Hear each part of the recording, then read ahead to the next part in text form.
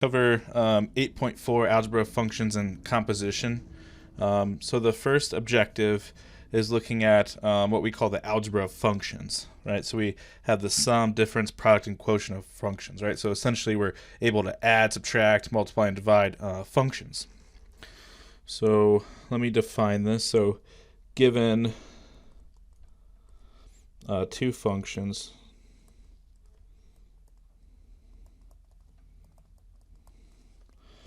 f and g,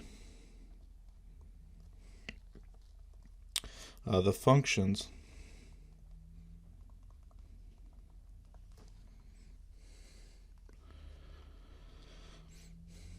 f plus g, f minus g, f times g, and the quotient function f divided by g are defined as, so f plus g of x is equal to f of x plus g of x, right? If we have f minus g of x, that's equal to f of x minus g of x. And then if we have f times g of x, that's equal to f of x times g of x, right? And then lastly, f divided by g of x, the quotient of f and g, that's equal to f of x divided by g of x, where, of course, here we have to be concerned that g of x can't be 0, right? So this is provided that g of x is not equal to 0, right? Because we can't divide by 0 since that's in the denominator, right? So that's what we mean by algebra of functions, right? So if we have two functions, we can add, subtract, multiply, divide those two functions. And here's just a note, and this will come more into play when you take college algebra, but the domain of the new function is going to be the intersection of the domains of the original functions, right? So like if I want to look at what's the domain of f and g, that's going to be equal to the domain of f and the domain of g, right? That's what that means, the intersection, right? So remember that's an and symbol, right, when we do the intersection. Right, remember we looked at that before, like if I have two sets, right, remember the intersection, if this is set A and this is set B, that the overlap, what's common, is A and B, right, the intersection of A and B. So just a quick refresher on that, right?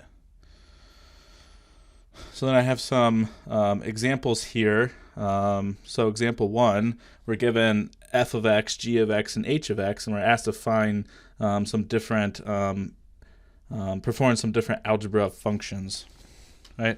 So the first one is I want to find the sum of f and g, right? So f plus g of x is equal to, so just using our definition from above, is f of x plus g of x, right? So now if I just write f of x in here, we would have x minus 1 plus, and then we would write g of x, which is f of x squared plus x, right? And I'm putting these items in parentheses just to emphasize, that this part's f of x and this part's g of x, right? But since we're adding these two things together, we don't really need those parentheses. It doesn't really make a difference here. So what this becomes is x minus 1 plus 5x squared plus x. And then I can combine like terms, right? So the only like terms I have are these single x's. So this becomes, and I could write them in descending order in terms of power, right? So I'll write 5x squared first, and then we have x and x, so that would be plus 2x, right? And then minus 1, right?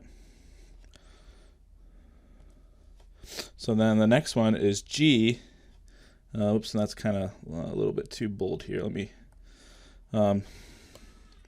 So g minus f of x is equal to g of x minus f of x, right? So again, we're just going to plug this in, right? G of x is equal to this part, so we just put that in parentheses, 5x squared plus x. And then we have minus, and then f of x, which is here, is equal to x minus 1. So I'm just substituting what it's equal to, right, inside. So this minus sign here makes a difference, right, because I'm subtracting all of f of x. So it's actually going to, it's kind of like if I had a plus and negative 1 in front, that would be the same thing. So I need to distribute the negative 1 through. So this becomes 5x squared plus x, and then negative 1 times x would be negative x, and then negative 1 times negative 1 would be plus 1. So notice these two terms, the middle terms, cancel. So we're left with 5x squared plus 1, right, for that one. Right.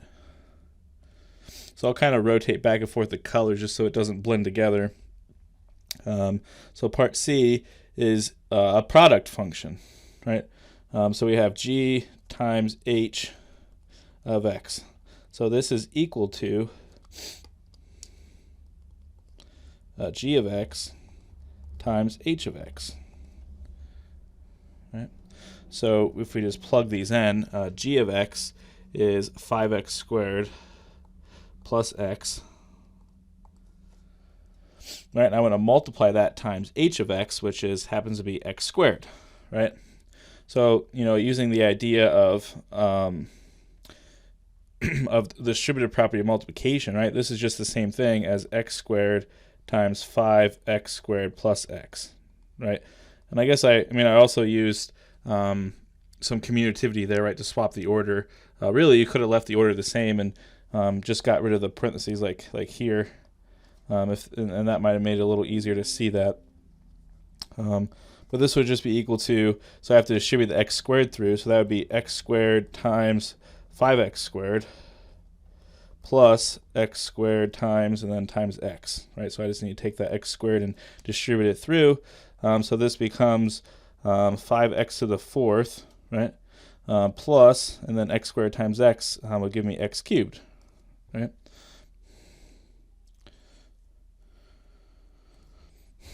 So then part D, we have a quotient function, f divided by h of x. So this would be equal to f of x divided by h of x. Right, so if I just plug these in, f of x was x minus 1, and then h of x is x squared. Right, so we just get x minus 1 over x squared, and I can't really simplify or really do much with that, so we can just leave it like that. But we can just specify, that of course x can't be 0 here because we can't let the denominator be 0, right? So in other words, I'm thinking, when is x squared equal to 0? Well, if I take the square root of both sides, we would get x equals like plus or minus 0, because the square root of 0 is 0. But 0 doesn't have a sign, so really I don't need that plus or minus there in this case. The bottom is 0 and x is 0, so we just need to specify that of course x can't be 0 in this case, right? It would not be not be in the domain, right? So the next part of this section, we want to look at composition of functions. So I just want to first define and kind of give a little example of what that is before we jump into this. And the composition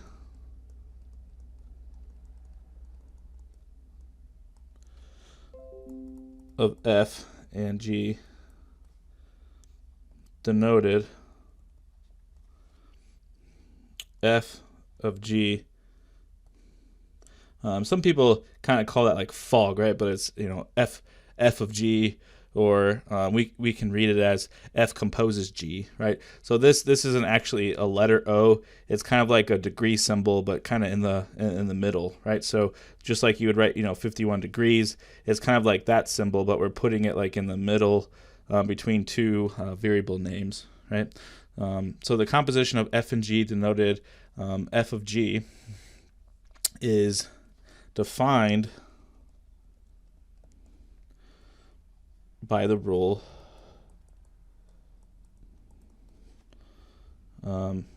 f of g of x equals f of g of x, right? So in other words, what we're doing, I should say provided that g of x is in the domain of f. Right? So basically what we're doing is g of x, which is a function, becomes the input of the f function, right? So just like, if I come off to the side here just for a moment, so like if I have, f of x equals, I don't know, something like x plus 3, right? Just something easy. This variable, that's the input. Remember, whatever's inside there is the input, right? So like before we looked at some functional notation things like, what's f of 2, right? So that notation means that 2 is the input, right? So that, in this case, we'd have 2 plus 3, which equals 5, right? So if I write something like this, f of g of x, then this whole part, g of x, that's now the input, right? So I have an input into the g function, which is x, and then out comes an output. We call it g of x, and then, right, so here's kind of the idea, is if I have a set of x's, right, then I could pick an x here, and this value we would apply the g function to, and then here we're going to get a points of what we call g of x, and then I'm going to take that point and map it to a f of g of x point, and that's applying the f function to it, right? So it's kind of like this is kind of like a visual mapping, that we've done before to show what a function looks like. So we're actually going between, multiple sets, right? We have sets of x, and then we have sets of g of x, and then we have sets of f of g of x, essentially. Right, so you're putting an x value in a function, and then that output becomes an input of another function, right? So it's kind of a little multi-step, right? So let me finish some notes here, right? So we could say note f of g is also read as f composes g. Right, so just a note for that. So here's an example. Given f of x equals 2x minus 3 and g of x equals x plus 5, maybe you're asked to find, maybe part A is f of g of x, right? So this would be f of g of x, which equals f of, instead of writing g of x, I could write x plus 5, right? Because those are equal. G of x and x plus 5, right? That's what this statement's telling me, is those two things are equal. So if I just substitute that in, then now you can easily see that x plus 5 is my input. So every place I see an x in this function, I put x plus 5 instead, right? So in other words, f of x is 2 times something minus 3, right? Where that x value is something. So that something I'm plugging in is x plus 5. That's my input. So then we can simplify this. We got to distribute the 2 through. That'd be 2x plus 10, right? 2 times 5 minus 3, which equals 2x, 2x plus 7, right? 10 minus 3 is 7. So in other words, what we found is that f of g of x is equal to 2x plus 7, right? That's what we were trying to find, right? And then maybe part B is find f of g of 1, right? So using, whoops, I meant to write 1 instead of x. So using that notation, this is equivalent to finding f of g of 1, right? Just using that notation above in blue. So in other words, if you want to kind of map this, so let me come over here. So just to write down what we had, I had f of x equals, what was it? 2x minus 3, and g of x equals x plus 5, And what I had asked you to find, I think we were plugging in 1, right? Yep, 1. So we were trying to find f of g of 1. Right, that's my part B. Right? So we can think of this as f of g of 1. Right? So in other words, here's my set of x's, right, if you will. Here's a number 1. We're going to apply the g function to this, and this is going to get mapped to g of 1, right? So g of 1 would be equal to, so just plug in the function 1 plus 5, which equals 6, right? Because that's what we do. We just take x plus 5, and x is 1. So this is equal to 5. And then that value of 5, we apply the f function to it, and that comes to another dot, which that point is f of g of 1, right? Or in other words, f of 5, right? Because that's what g of 1 was equal to. So if I find f of 5, that would be equal to 2 times 5 minus 3, right? Because we take 2x minus 3, 2 times x minus 3. So that would be equal to 10 minus 3, which is 7, right? So this would equal 7. So this point is 7, right? So you can kind of see that progression of that mapping through this visual to kind of help you with that, right? So we pick an x value, the x value is plugged in the g function, and then that output, whatever number that is now the new input to the f function, right? So it's kind of multi-layered here, right?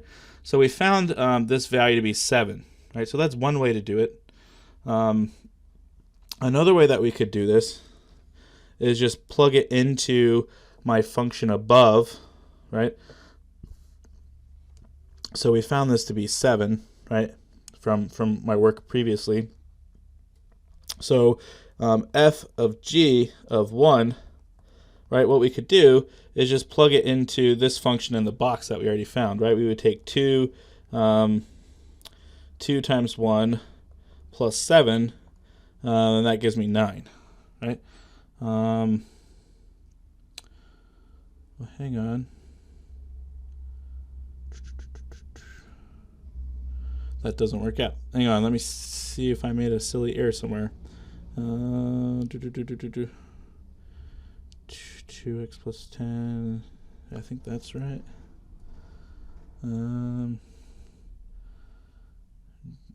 G of 1 plus 5 is 6. Oh, I see my silly error. I needed to plug 6 in, not 5. Right? I don't know why. I wrote find f. So this should be 6. I just made an error there. You guys are probably yelling at me about that. So then let's see, where else do I need to? So this should be g of 6. Right, so that would be 2 times 6 minus 3, which that would be 12 minus 3, which does in fact give me 9. Right, so this is 9. Right, that should be a 6. I think I fixed all of those, right? Yeah, I don't know. I had this 5 here on my mind for some reason, right? So just fix that in your notes, right? So this should have been 9 as well, right? So we'll have lots of practice with this, and hopefully it'll make sense, right? So sorry about making that silly error. I'm human as well too, right? So example 2, we're given f of x, g of x, and h of x, and for part A, we're trying to find f of g of x, right? So let me just change color here, right? So I'm going to try to alternate colors every now and then so it doesn't all run together. So f of g of x is equal to f of g of x, right? So that's not a time symbol, right? That open circle is a composition. So this means I want to plug x plus 3 into f, right? Because that's what g of x is equal to. So everywhere there's an x in f of x, we replace that with x plus 3, right? So f of x, we take 2, and then we put some input in, and we square it, right? So my input is x plus 3. So this is the same thing as 2 times x plus 3 times x plus 3, which equals, so I have to FOIL this, right? So we take, this would be 2 times, and then x times x, we get x squared, and then we'd have times 3 times x, so we get plus 3x, and then I have to take, this 3 and x, and we get plus 3x again, and then lastly I need to multiply the 3 and 3, and we get plus 9, right? 3 times 3 is 9. So this gives me 2 times x squared plus 6x plus 9, which equals 2x squared plus 12x plus 18.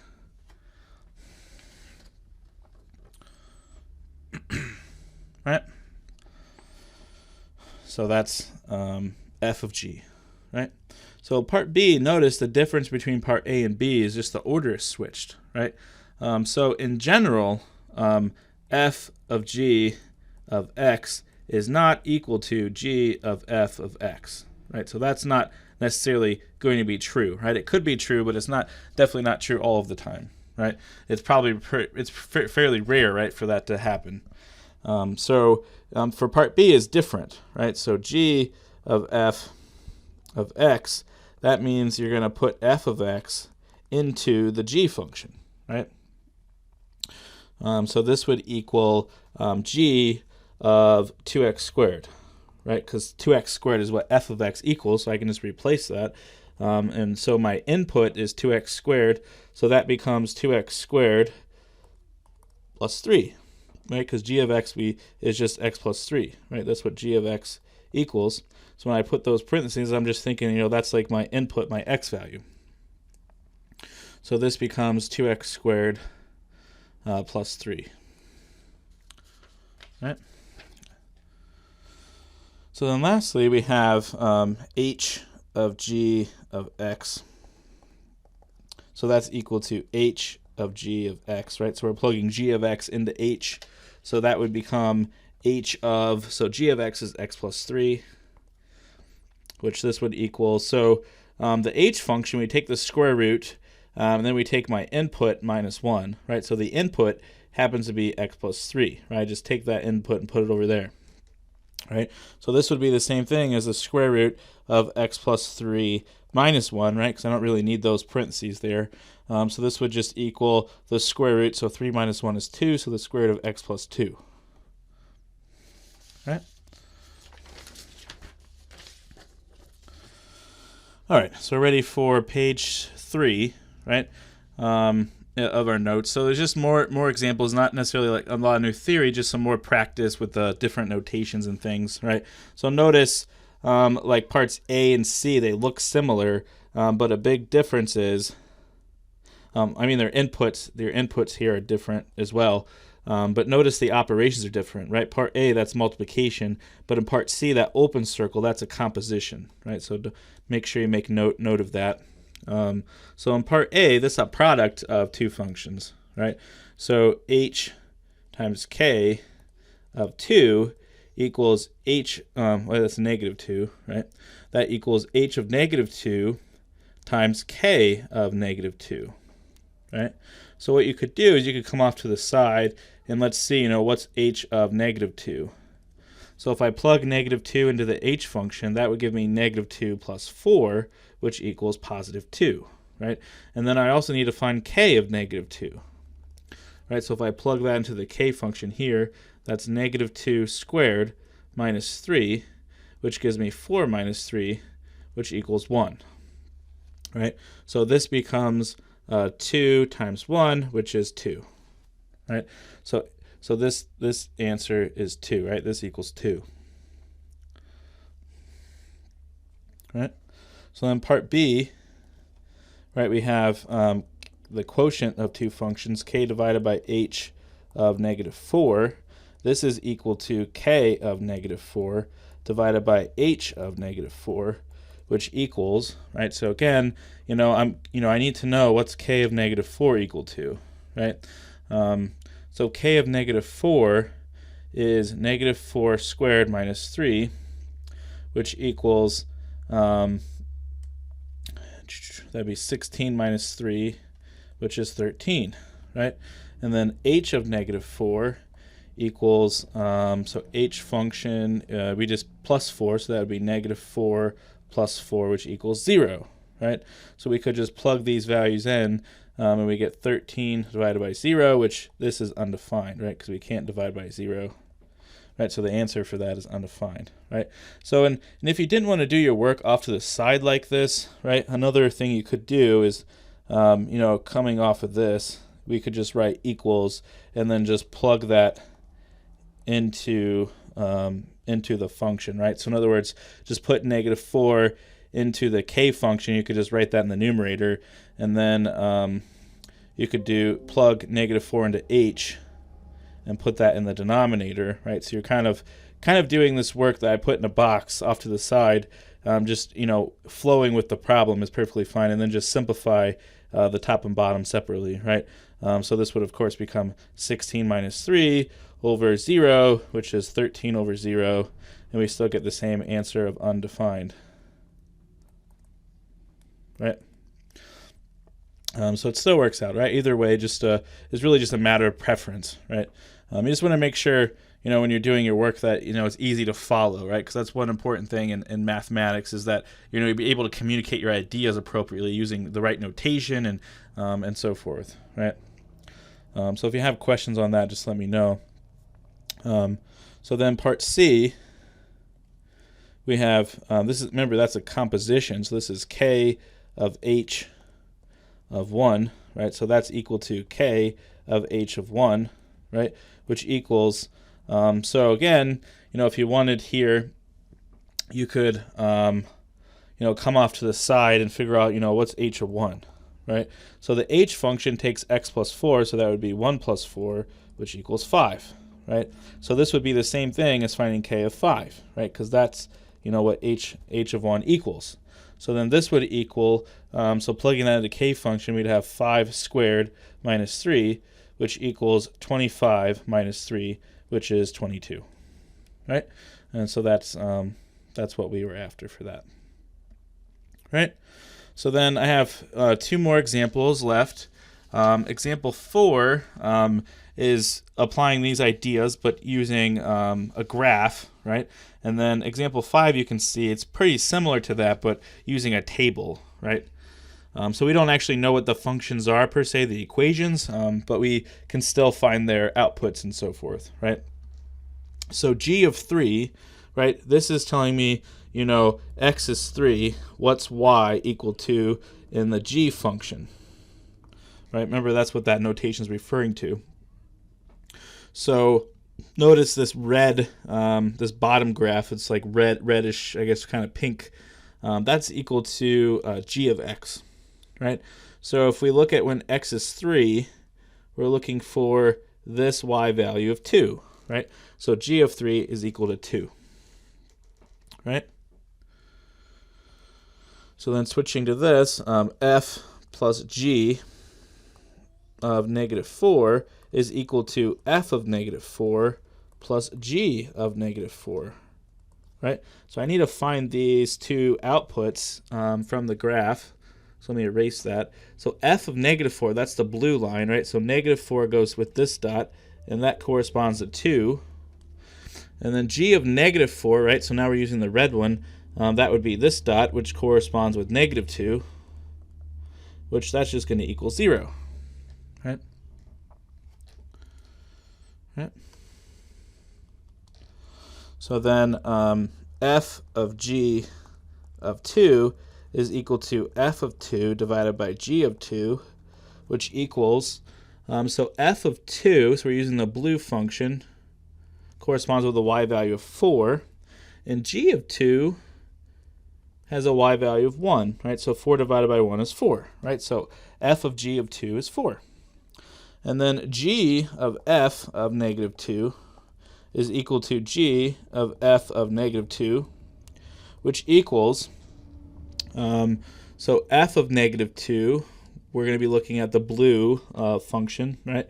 So negative 2 goes here. That gives me a y value of 3, so that's equal to g of 3, right? So then this would equal, so g of 3, the output is 2, right? So g of f of negative 2 is equal to 2, right? So we can also get all this information from a graph like this, right? And then the last one, as I promised, is from a table, right? And these are using composite functions. So f of g of 3, right, is equal to, so if I want to find g of 3, right, I look at the x, and these are my appropriate outputs, right? So this number here, 2, that's g of 3, right? That's how you read that table. So in other words, this would be the same thing as f of 2, right? So then I want to find, well, what's the value of f of 2, right? So I'd be looking at this row, and that value, 8, is equal to f of 2, right? And then now we would be trying to find g of f of 3, right? So I want to find f of 3, so I'm looking at this row. So f of 3 is 3. So this would be g of 3, which would be this value, which is 2, right? So g of f of 3 is just equal to 2, right? So you can find, if you're given a table, you can also find these values, right? All right, so that's all the notes we have. As always, if you have questions, make sure you're contacting me in the ways that I uploaded Carmen. I'm happy to help. Thanks.